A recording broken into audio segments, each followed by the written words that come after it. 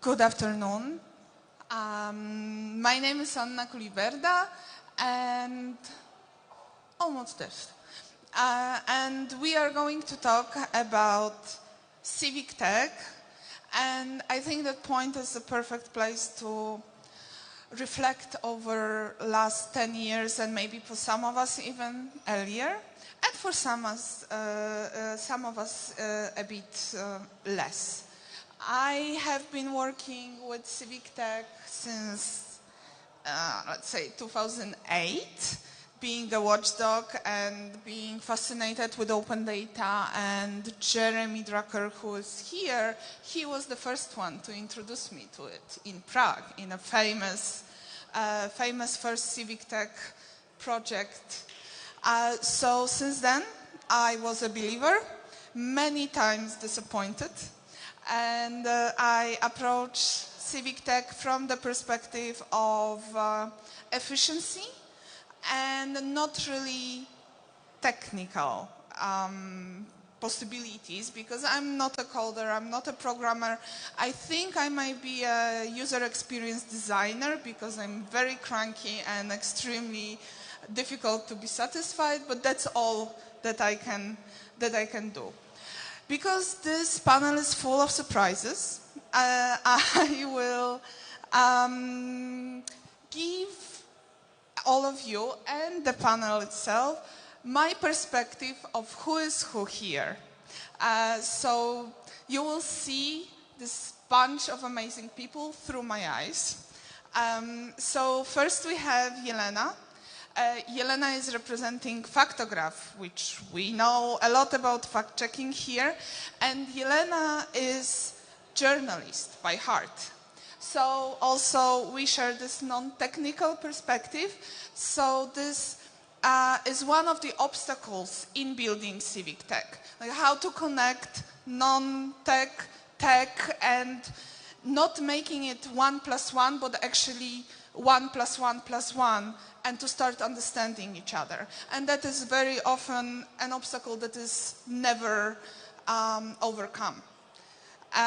So this is part of the story of the civic tech in the region. Then we have Filip Dobranic, who is from Today is the New Day, from Slovenia. And in my eyes, Filip is one of those complete innovators. Somebody who can come anywhere and inspire to like, this is possible, let's do it. So there is not enough of people like Filip around, and that's why he's such an outstanding personality. Anytime I want to be inspired for civic tech, I go to the website of Danas Jenovidan.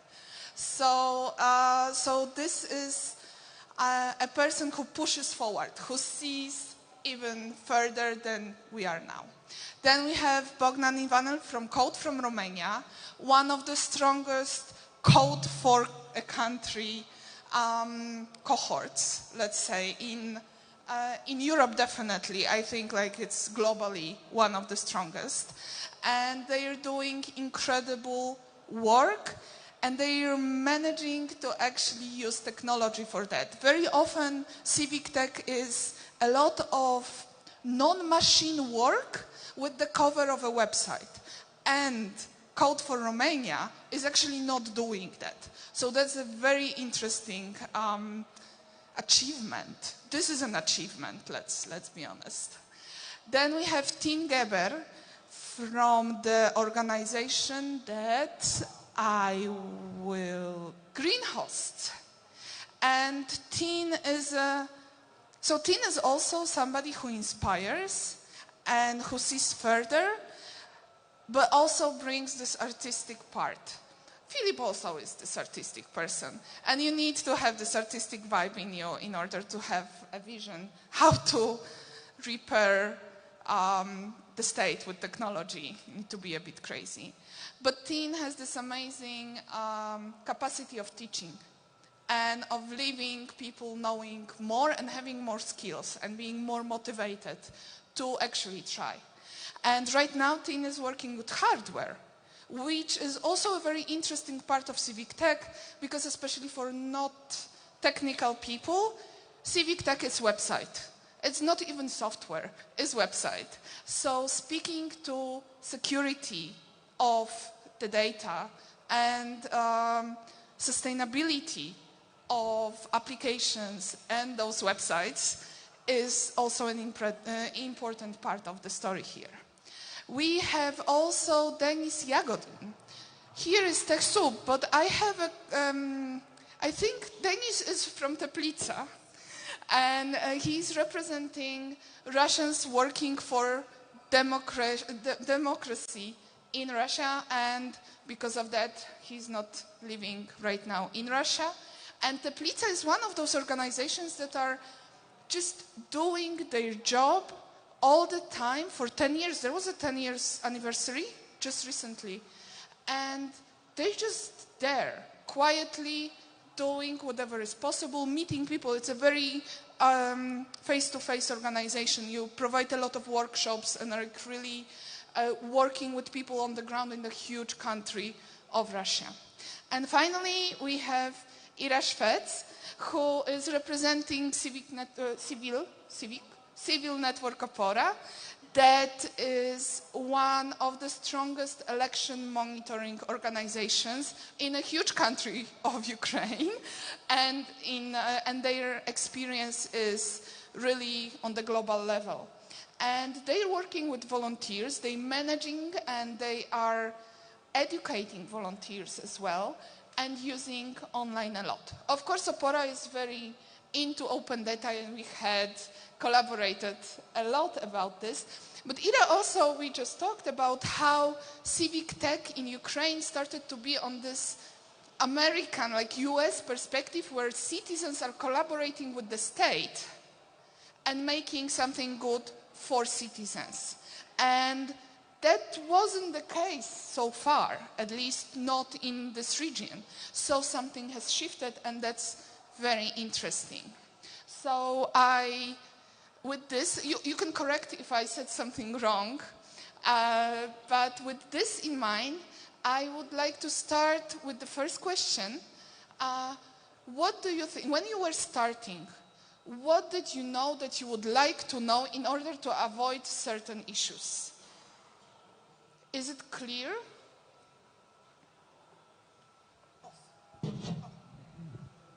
Money first. Elaborate, please.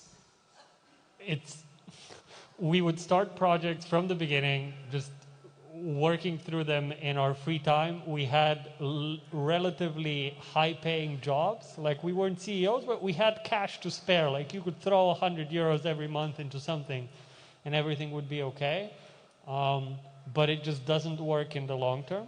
And I think we still often make that mistake. Just today, I was on a call with a coworker discussing how much we have to charge for something. And I still feel bad asking for money, but then on the other hand, I know that if someone doesn't put up the cash, there's no way we can actually pull this off. And I guess we're going to talk about this more, but I think, like, considering financial sustainability of the project, not necessarily of your life and of your rent, is extremely important. Like, otherwise it's definitely going to crash, or you're just going to burn through a bunch of your own money and your own time in order to hopefully at some point get something that's never going to cover all the expenses. Thank you. This is such an unapologetic for civil society statement in the first moment of this panel, and I think this is already a sign of a change. Like, we kind of needed to learn it the hard way. Jelena, when you were starting, the first thing that was civic tech in your perception, what would you like to know in order to, well, have it easier, let's say? I did not know anything. And because of that blissful ignorance, perhaps I was feeling brave enough to enter stuff. And then because of meeting great people at the POINT conference, just like Philip, like he's explaining stuff and I understand what he's talking about. Okay, so we can do it too. And then I met Tien and he said, yeah, but you just need those words.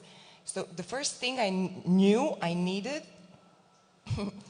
was to open a document, call it my dictionary, and write all the words in English, and then explanation in my language and other languages with examples, and then I could start understanding what we're talking about.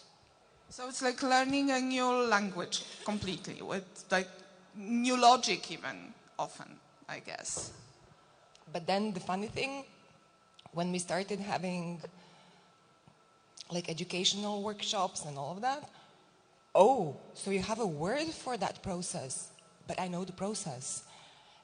And I recognize the waterfall thing. Okay, that's like when you have a campaign and a deadline, then you have the waterfall methodology.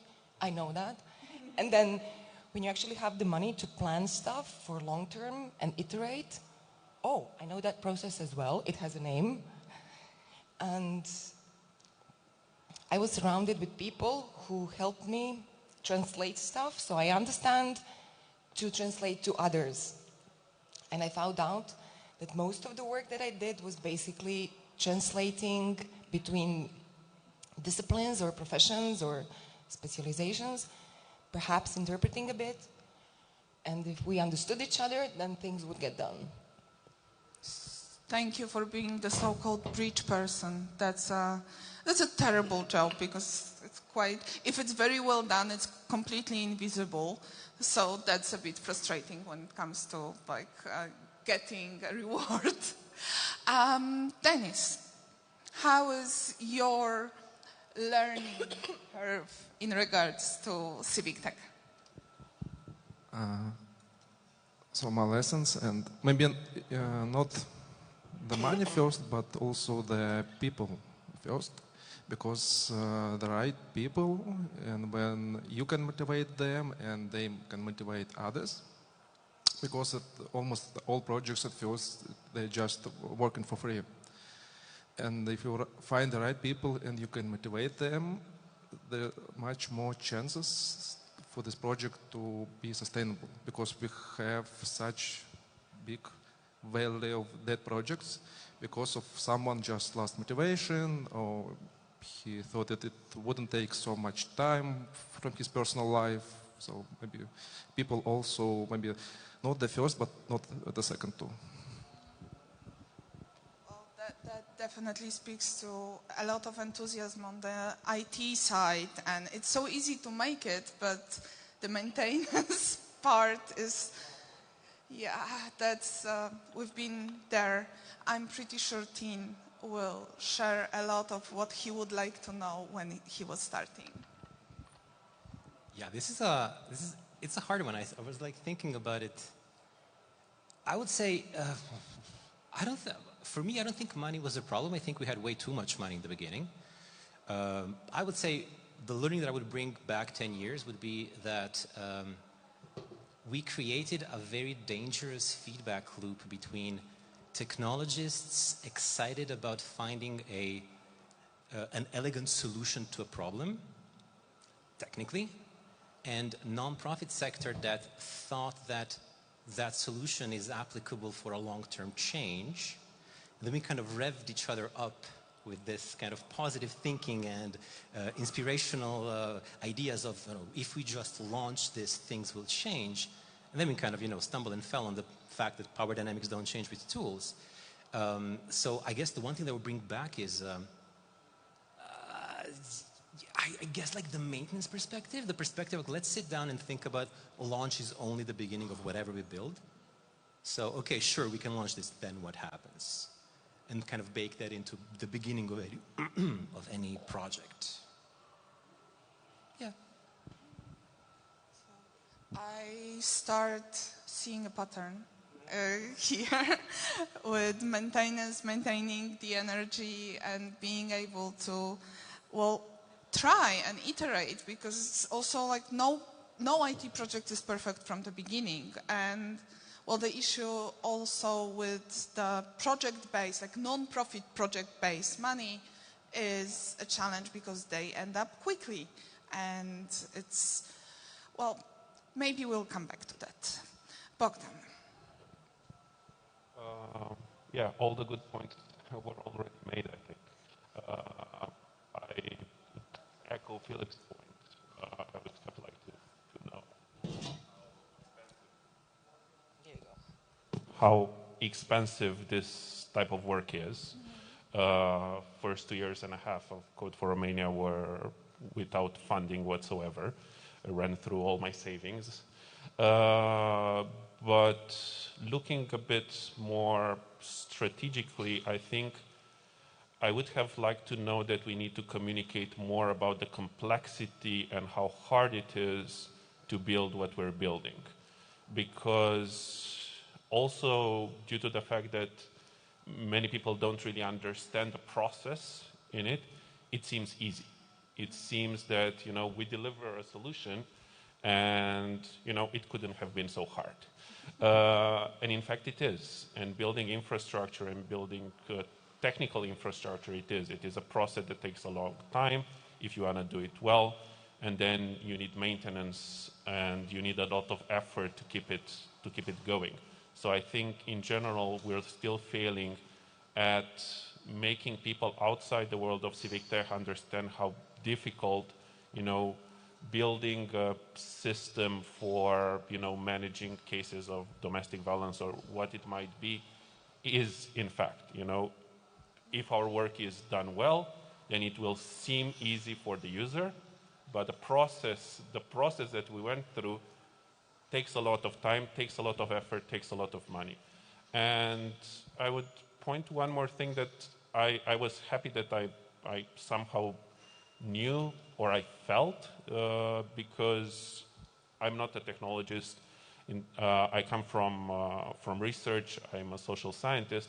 So coming with the mind frame of a social scientist into civic technology, I knew, or we knew, that we have to invest a lot on research and really understanding the needs on the ground and really understanding those pain points that we're trying to solve before we write any line of code. Before we write the first line of code, we really need to understand inside out what we're trying to change.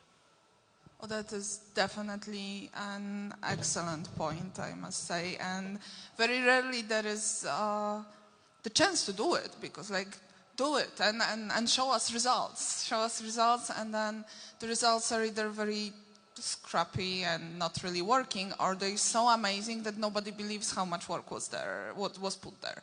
And it's a paradox that the easier the application is to be used, the more difficult it was to probably produce it and maintain it as well. I could see that Ira was so aligned with what Bogdan was saying. Yeah, I would actually love to build on what Bogdan says, because I fully agree that we do not communicate much on the impact actually that the application or another IT solution will bring. And I think in case of Ukraine, when civic tech became some fancy thing, we were too long in this copy-pasting phase. When you have some fancy thing in Europe and then you want to cooperate, you want just to copy-paste it, and then, I think it's important to understand how long you can actually use the experience, because at some point, at some turning point, you have to actually start doing your own job, and to reflect more on the grassroots needs.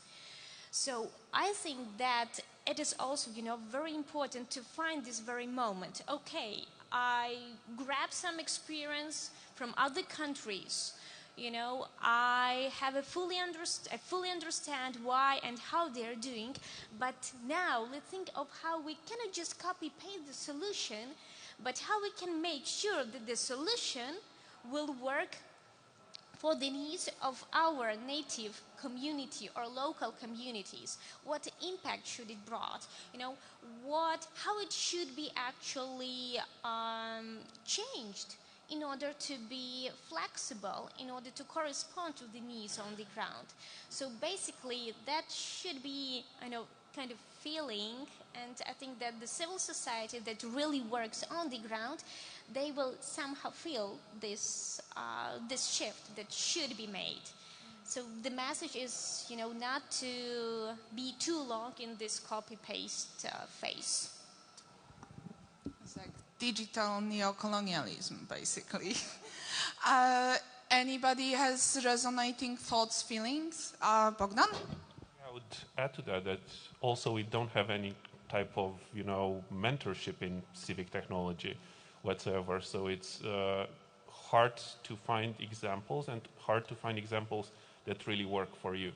Because at first when I started Code for Romania, it became clearly pretty fast that even though, it would be logical to look at other European models or to the US, they didn't really fit with the needs in Romania. And the first model that we looked at and that I could learn from was Codeando Mexico in Latin America, because we had more to do socially, economically, culturally, and the problems on the ground with what was happening in Latin America than in Europe. So that was a matter of luck for us to find models and to find people that had time to talk to us and have time to share, but we lack a network of mentorship, and we would need that, really need that. That is a great point, and really a possible to do point. Yeah, and maybe I add some more points that in Teplice we consult many projects, and at first they say that we are making some good things. Okay, which is your impact? How do you measure it? And because good information is vital for good decisions, and so if you can measure it, then you can forecast the expenses and so on. And another point is that when you can measure your impact, you can make the good success story. And when you have the good story, you can apply for grant, or you can make the crowdfunding campaign. So that's a very good point that you have to measure your impact. I would even talk out the measure, but you have to talk about your impact, and you need to understand your impact, because sometimes we are overshadowed by numbers that they don't really mean anything, and then we stop understanding what we're doing because the numbers are requested for reports, and we finish with the stories that we never collected, and we ourselves are demotivated. Okay. I think, so at least for us as an organization, impact measurement is something that for the past 2 years was our biggest headache. And honestly, we don't have a clue as to how to do it.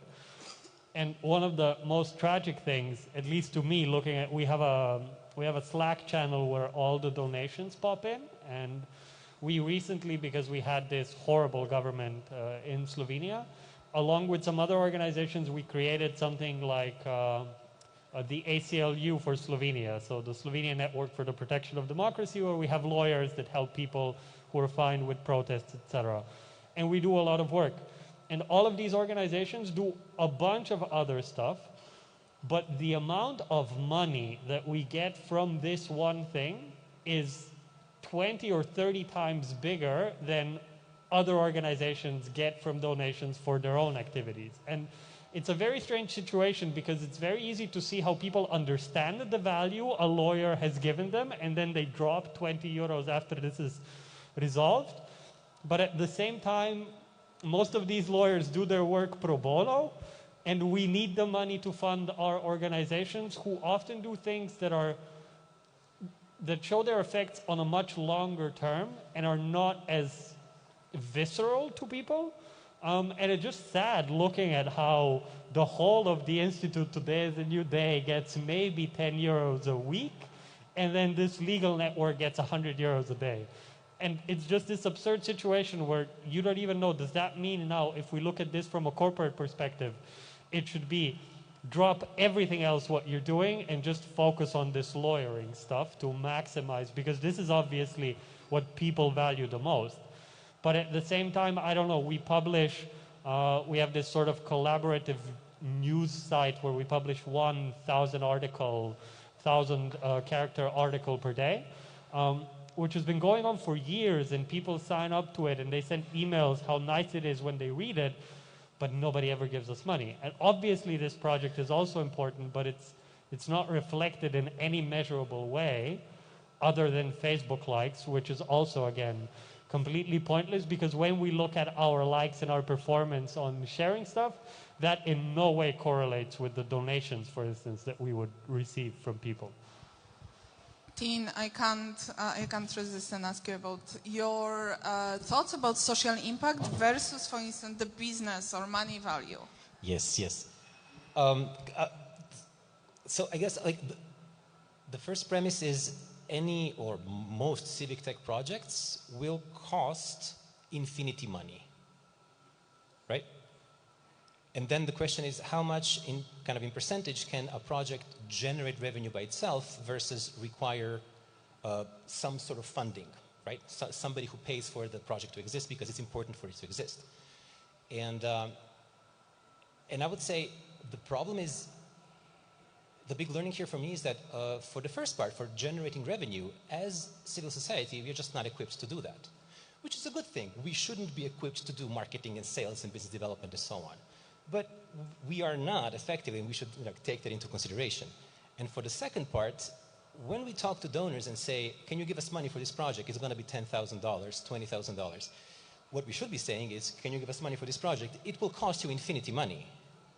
How can we set up a system where we keep receiving money forever in perpetuity for this project?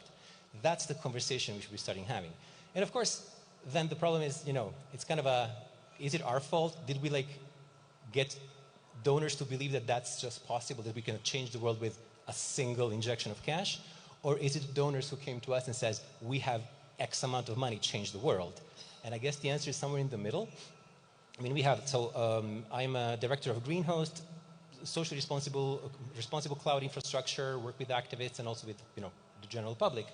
We also do donor-based products. One of our products is called Eclipsis, which is a free online cloud service for anyone who needs it, if they are activists, human rights defenders, and so on. And we fundraise for that, and it is it's a silly game. Every year we go to donors and say, hey, we need to pay for the servers, we need to keep the light on.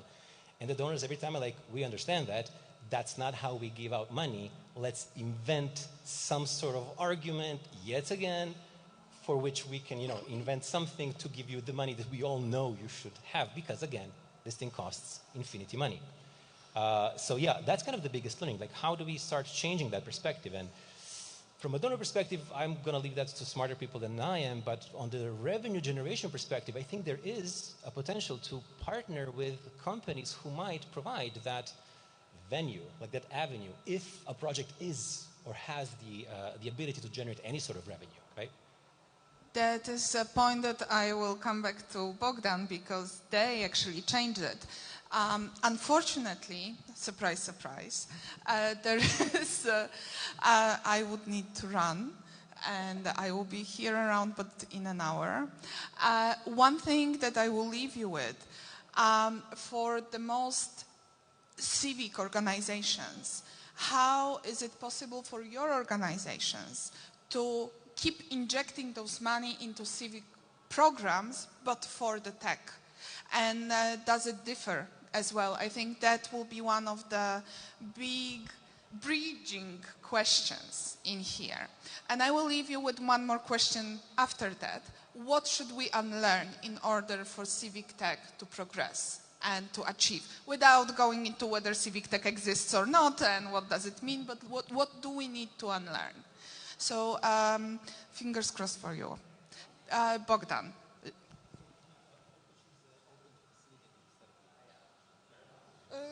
Wonderful. Łukasz, please, I'm so happy. Apparently I'm open to facilitate. Yay, I'm facilitating.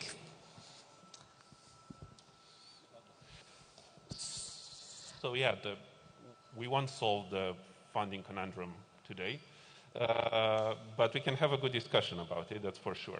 Right now at Code for Romania, we have 37 live solutions up and running that are being used by people across Romania and some across the region or the world. And we need to constantly fundraise for all of them to stay alive.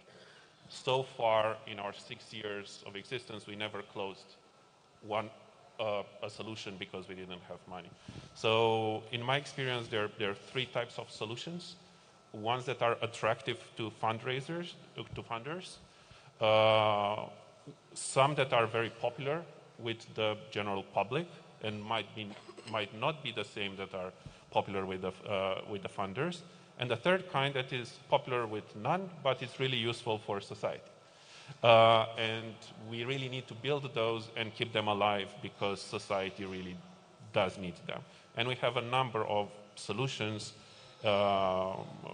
like that. So the idea is to also look at funding as coming from different directions. It can come from regular citizens for the ones that are very popular, like the ones that Philip was telling about. For us, it's pretty clear. We have 5 areas in which we build. It's health, education, environment, vulnerable groups, and participation, civic participation. So far, civic participation has never attracted funders, but has attracted the public.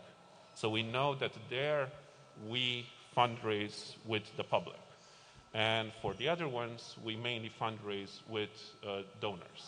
And we explain to them that this is infrastructure, and the same way as a bridge or a highway or a school, you need to maintain it after you cut the ribbon. So always when we enter a relationship with the funder, we discuss multi-annual. Even if they agree on the sponsorship year to year, they need to understand that this is what they're in for. And thirdly, we have the classic funders, and then we have the corporate funders. And this is where I do think we need to do a good job as civil society in marketing and communicating. Because many of these corporate funders are not really interested in impact, they're interested in marketing. And for us, the first few years, they wouldn't even look at us. But when we had impact and people started to know us, and we were on TV, and we were on radio, and we had a huge name recognition, they started coming. And also the fact that a website or a solution that we build might attract, hundreds of thousands or millions of users is also attractive to them. So in the end, they might not put there the money because they believe in that solution, but because they want to market it powered by that bank.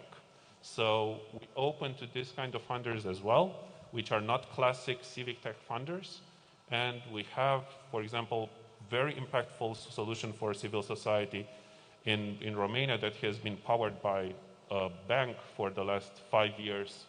And we know they're in there because, there are thousands and thousands of users coming in, and they also see their logo. And we don't ask them to pay, a marketing price, but to sponsor the solution and to sponsor the costs for maintaining it. And we have it powered by them. Maybe, there are some ideas for others. Perfect. And actually in a slightly similar vein, because I love the comparison that you made to infrastructure, right? Like how infrastructure requires constant maintenance. And one of the things that I've been witnessing regularly has been that donors and technologists love doing all of the very, very sexy, flashy projects, whereas they have quite a bit of disdain for, let's say, all of the incredibly important things that are crucial to make a product usable, but are just in many ways seen as much more boring, right? So like everyone wants to do a new encryption algorithm. Nobody wants to do months and months and months long UX research. Or, everybody wants to create a new product with a new name. Nobody really wants to figure out how do people actually use this product? How do you make... And we can see that, with so much tech, actually the differences don't come down to the core. The differences come down to usability. So I was wondering if any of you have any ideas on how should we approach the idea of usability differently, and is there a way in which we should communicate usability differently to donors and others? I don't necessarily have an answer on how to communicate that to donors. I have lately been struggling with the thought that I think not just civic tech organizations, but also the government needs to hire more product managers. I think this is something that we sort of skipped, right? We have bureaucrats who know how the procedure works, lawyers, etc. Then you hire a bunch of programmers to do something, but there's no product owner, right? So, for instance, in the Slovenian parliament, they have this ancient IT system. It's just the worst thing on the planet. I hate it so much. And nobody is there who's employed who would actually like feel the suffering of the people who actually have to use this. There's no one the parliament members can complain to when stuff doesn't work. And it's just, yeah, and I think that's often happening even when you would meet someone, for instance, at a municipality. They would have someone who's in the IT department. We deal a lot of work with participatory budgeting. So one time, this was one of my favorite things that happened in my civic tech career.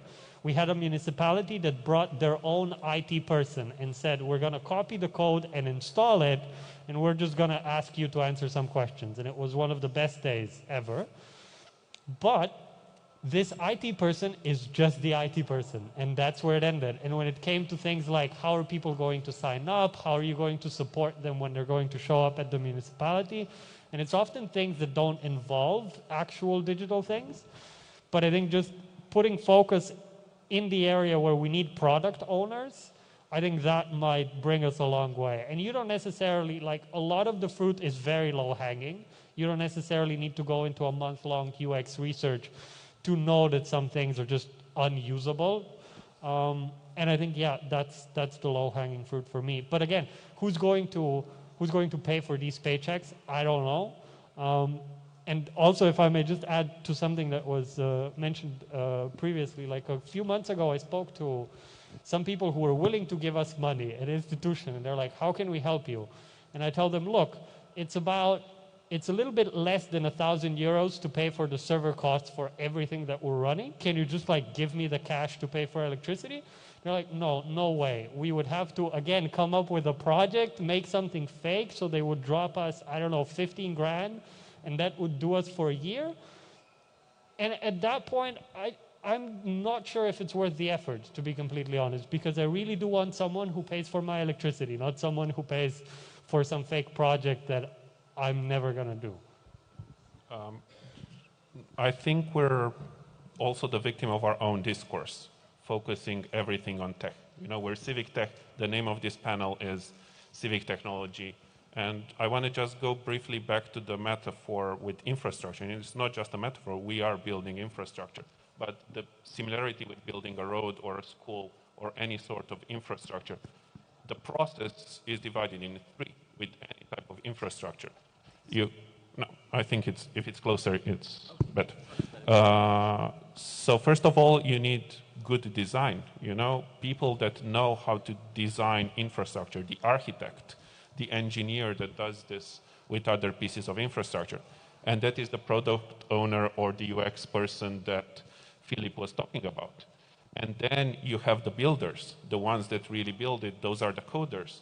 And then the third are the maintainers and the people that administer that type of infrastructure. And we need to have the discourse and tell the story in this way. And at Code for Romania, we're trying to make it clear, but by also using this metaphor with a road. We put our projects on a road, we present everything as if it's a road that we're building, but we're also dividing our work at Code for Romania in three main programs. One is Civic Labs, which does UX design and research.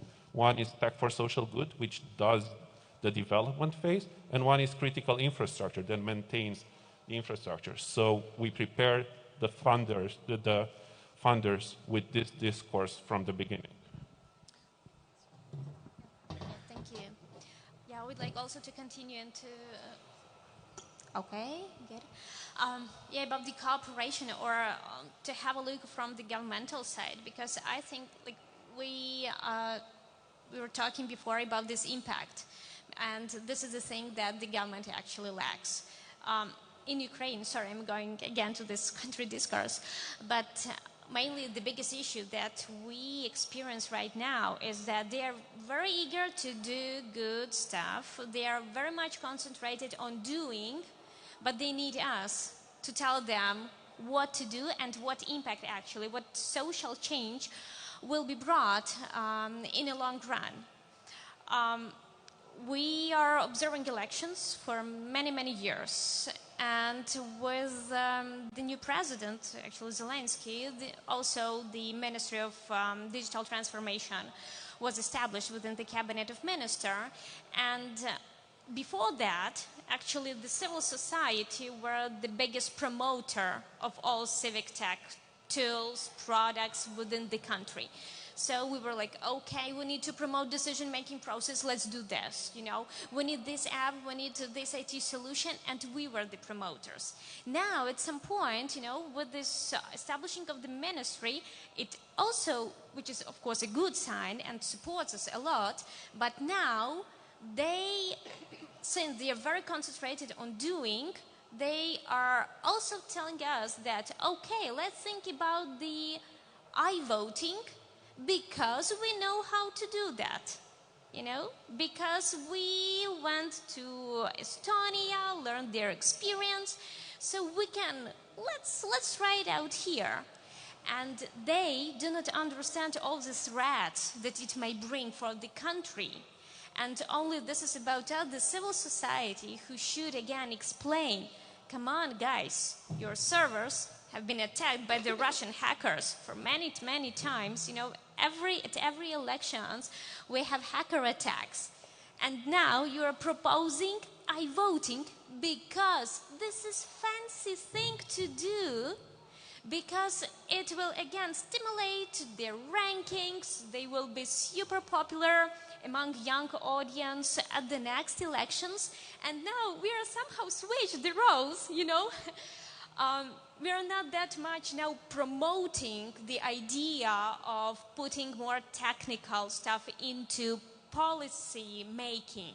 But now we are also the ones who are saying, okay, slow down a bit. You know, we are not ready at the civil society, at the society, Ukrainian population, to this kind of IT tool or technology.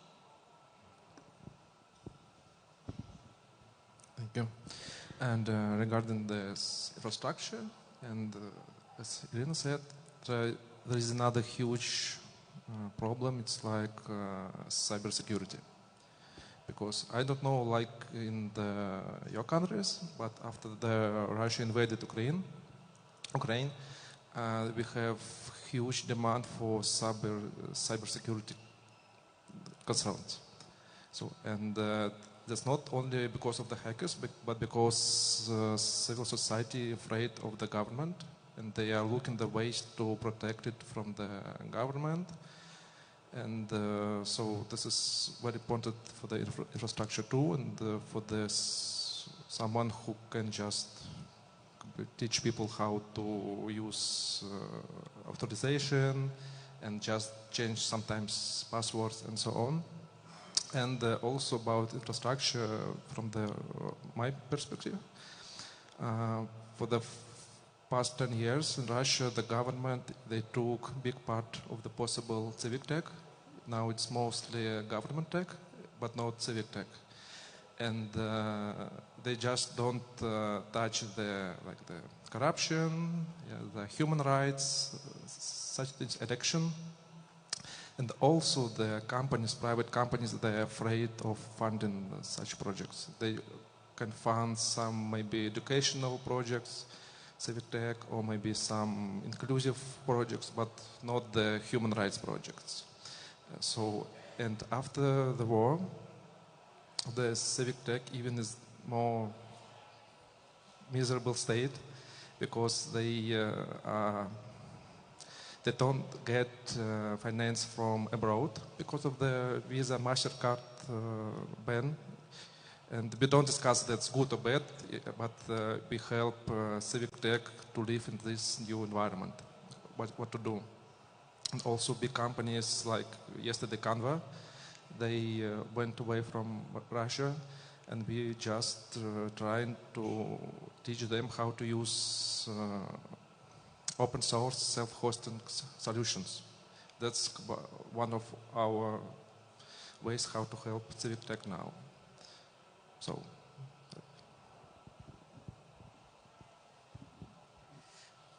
Perfect. And I see that we've got around 11 minutes or so left, so I think we started off, well, you started off this session, then I joined. So you started off this session by talking about the things we would have wanted to know from the beginning. So I guess I would love if at the end we could just, if there was one thing that, you could magically make appear to transform the civic tech sphere, whereby it's donors becoming different or project managers suddenly appearing. What is your one huge dream for the space? Like, dream big. What is the one thing you'd like to see that would make your life so much easier, better, and make you able to do what you want to do? Yeah. Putin goes away. That will be the huge impact. Actually, this is really my wish. Sure of that one, I think I would like product owners to appear all over the place, like in government, in NGOs, everywhere. Advocates for the actual products that sit there and say, I own it and I know how to take it further. I think that would be like a massive change. I think we have been failing at the biggest promise of civic technology, that of scale. We say that we build open source, and why do we build open source? So it can be reusable around the world, and in fact it's not happening. It has never happened, except of 2, 3, 5, 7 projects here and there, or some regional copy-paste, as it was mentioned before. We build catalogs, we do conferences, and it still doesn't happen.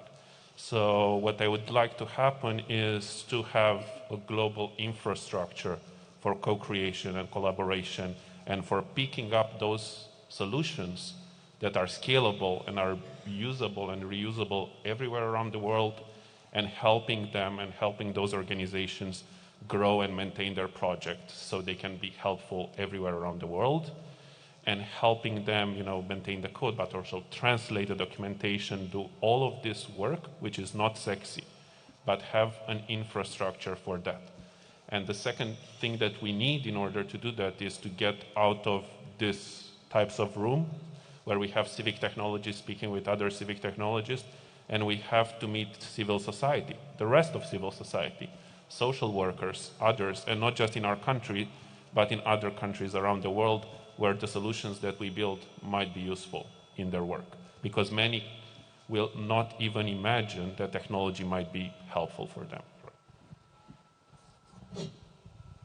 Yeah, I would like to echo this idea that we need to write documentation, a lot of it, and much better. It's so fucking boring, but it's so very important. I think it's one of the major limiting factors to wider adoption. As to one magic thing, I have this idea for a piece of legislation which says that any sort of software that is paid with public money needs to be either open source or all material intellectual property rights be transferred to the government entity that bought it. Because currently it's a really shitty situation where you basically build a school and then you say, okay, now I want some extra basketball hoops, and the company who built the school tells you, no, I'm sorry, that's impossible, that's against the licensing agreement that you signed. Yeah. So the short wish list is basically public core funding, and to come what you, Ira, were talking about is happening right now in Croatia as well. So I think I'm on this panel because we worked on building a database of politically exposed persons in Croatia, with the idea of catching all the public databases, putting them in one big one, and make it searchable for journalists to explore the connections. Yeah, but what happened is, like, along the way we found out that the public data that is published is not cleaned, it needs to be de-wrangled, and all those professional words. Now the government has actually reserved some money from the European funds to do their own database of media owners. So the idea is the same. Get all the data about the owners of media, how they use public funding, European funding, put it in a database and check whether there is illegal ownership, or have such databases built in all the neighboring countries, and then check how the mafias are connected, or like regular publishers, and how the money flows are working. And now the government is supposed to build it on their own. There is this open source software for the database that we built a few years ago. I wonder if they're gonna use it. I wonder if there's gonna be a product owner place at all in that agency that's gonna build it. And if I can just add a small wish on the wish list, somehow I hope that like the people from the POINT conference provide some support to that government idea, or whatever they call us, and then maybe we can exchange some experiences, so that we don't end up having another project from the graveyard of wonderful digital projects that were made, and then even though it would in the end be publicly funded continuously, because it's a government institution that's doing it, it might just fall apart because of lack of ownership, product ownership. So yeah, core public funding. Not to be abused by the usual abusers of public funding, yeah. How to do that conundrum, we need a whole other conference probably. Yeah. Not here. I usually hate this expression, but I think that it might help build some synergies. And the expression is multi-stakeholder approach. And basically, this is also something that Bogdan was talking, so putting on one table all those who actually would benefit from different civic tech solutions. Because what I've experienced, not only within my organization, but also in those that, for instance, I'm volunteering for, is that the civil society, although they're having some idea, they're not very eager, or they do not know how to use all those buzzwords, actually, that Yelena was talking about, and to communicate the real necessity or the real terms of references to the professional community. In my native city, we have a huge IT community. It's the biggest in Ukraine. And there are no so much synergies between them and the civil society. And of course, the municipality that can use it. Although there are some, but it really takes ages, for the communication, because they all speak different language. So I think that one of the first steps is, again, to putting all those stakeholders again on one table and just let them speak and express their ideas, on what to cooperate, what would be, what benefits would the civil society and the grassroots NGO, the population, the community actually would benefit from this or that solution. And then only start doing something. Not to have so many products without no pure intention. Perfect, thank you. And we've 3 minutes, 45 seconds remaining. Any more questions from the audience? Anyone? Anyone? No? Can I add one more wish, if there's... Of course. We can have as many wishes as we can fit into 3 minutes and 33 seconds. For the funders to be in the public at these types of conferences. To really listen to what we're... Well, but... So one of the things I was thinking about is a lot of our dreams are actually about donors and funders. Has anyone had a good explanation for why do donors and funders do what donors and funders do? What is it about donors and funders that makes them institutionally incapable of, for example, transferring €1,000 for server electricity? Not in 3 minutes. Oh, we have fewer than 3 minutes. Yep, no chance. What's the tweetable summary? Shit, okay.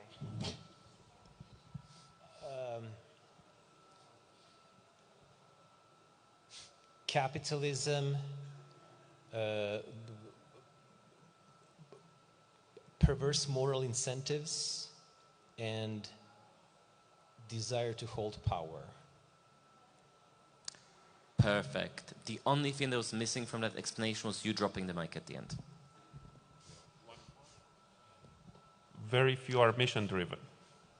Perfect. So you've got one final comment from the audience.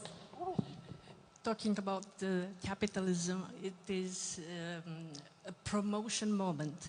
We will have a panel on how the business can contribute to civic projects at the end of this conference.